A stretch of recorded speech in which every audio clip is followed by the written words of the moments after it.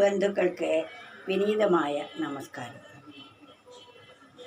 സർവേശ്വരൻ സർവയിടത്തുമുണ്ട് എന്ന് ഉപനിഷത്തുക്കളും വേദങ്ങളും ശാസ്ത്രങ്ങളും അതുപോലെ അനുഭവസ്ഥരായ മഹത്തുക്കളും വ്യക്തമായി പറഞ്ഞു തരുന്നു. ഈശാവാസ്യമിതം സർവം. ഈശ്വരൻ ഈ പ്രപഞ്ചത്തിൻ്റെ എല്ലാ ഭാഗത്തും നിറഞ്ഞിരിക്കുന്നു. മത്സ്യത്തിന് ജലം എപ്രകാരമോ അപ്രകാരം. ജലമില്ലെങ്കിൽ മത്സ്യത്തിന് നിലനിൽപ്പില്ല. എന്നാൽ ആ മത്സ്യം ഇരിക്കുന്നത് ജലത്തിലാണ്. ജലത്തിൻ്റെ അഭാവം മത്സ്യത്തിൻ്റെ അഭാവം കൂടിയാണ്. അതിനാൽ മത്സ്യത്തിന് ജലം എപ്രകാരമോ അപ്രകാരമാണ് ഈ ജീവജാലങ്ങൾക്കും ഈ പ്രപഞ്ചത്തിനും ഈശ്വരൻ എന്ന് പറയുന്നത്. സർവേശ്വരനിലാണ് ഈ പ്രപഞ്ചം മുഴുവൻ. അതിൽ നിന്നാണിതുണ്ടായത്. അതിൽ തന്നെയാണ് നിലനിൽക്കുന്നത്.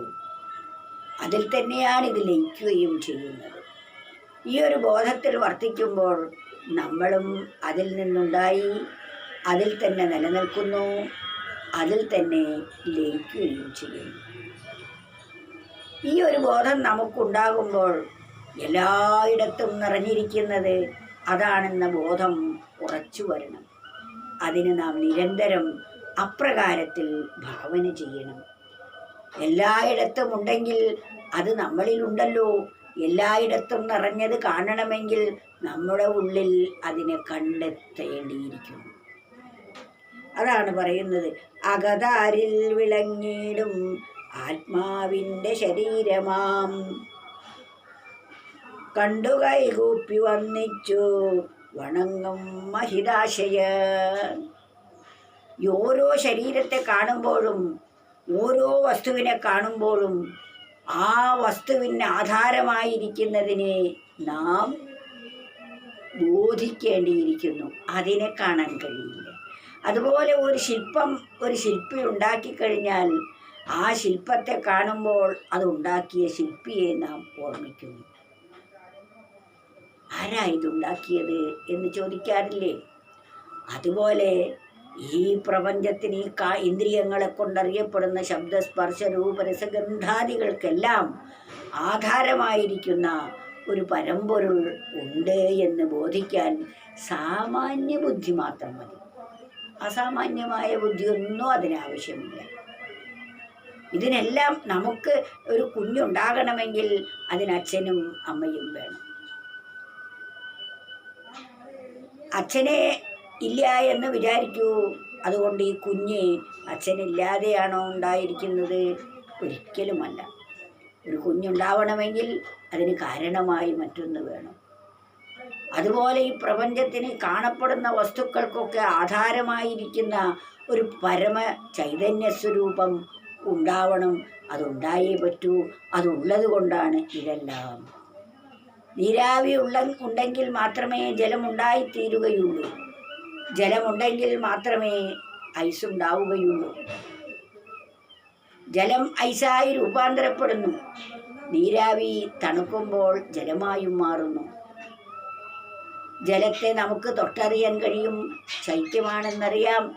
അത് സർവത്ര വ്യാപിച്ചിരിക്കുന്നു. അതൊരു കുടത്തിനുള്ളിലോ എവിടെയെങ്കിലും നമുക്ക് ഒതുക്കാൻ അതിന് കഴിയും. അതിന് സർവ്വവ്യാപിത്വമുണ്ടെങ്കിലും. എന്നാൽ ഐസാകുമ്പോൾ അതിന് നിറവും മണവും ഗുണവും എല്ലാം ഉണ്ടാകുന്നു. ആകൃതി ഉണ്ടാകുന്നു. എന്നാൽ ഇതിനൊക്കെ അതീതമാണ് നീരാവി എന്ന് പറയുന്നത്.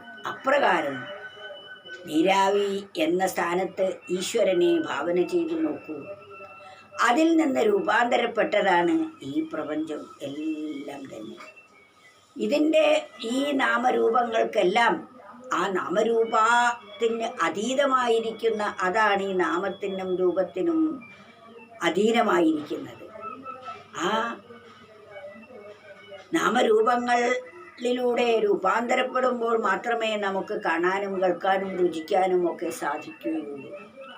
അപ്പോൾ നമുക്ക് ഇന്ദ്രിയങ്ങളെ കൊണ്ട് അറിയപ്പെടാൻ പറ്റുന്ന വിധത്തിൽ ആ ഈശ്വര ചൈതന്യം തന്നെ രൂപാന്തരപ്പെട്ടാണ് ഈ പ്രപഞ്ചത്തിലെ സർവ്വ വസ്തുക്കളും ഉണ്ടായിരിക്കുന്നത്. ആ ബോധത്തിൽ വേണം നാം ഇതിനെയൊക്കെ കാണാൻ. അകതാരിൽ വിളങ്ങിടും ആത്മാവിൻ്റെ ശരീരമായി കണ്ടു കൈകൂപ്പി വന്നിച്ചു വണങ്ങും മഹിതാശയൻ.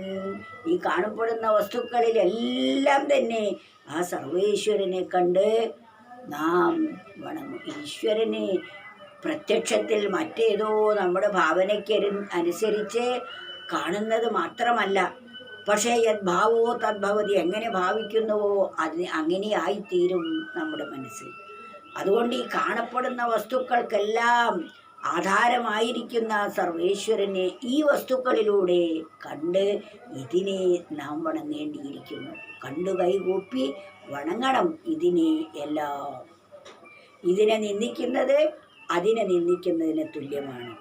അകതാരിൽ വിളങ്ങിടും ആത്മാവിൻ്റെ ശരീരമായി കണ്ടു കൈകൂപ്പി വന്നിച്ചു വണങ്ങും മഹിതാശയർ.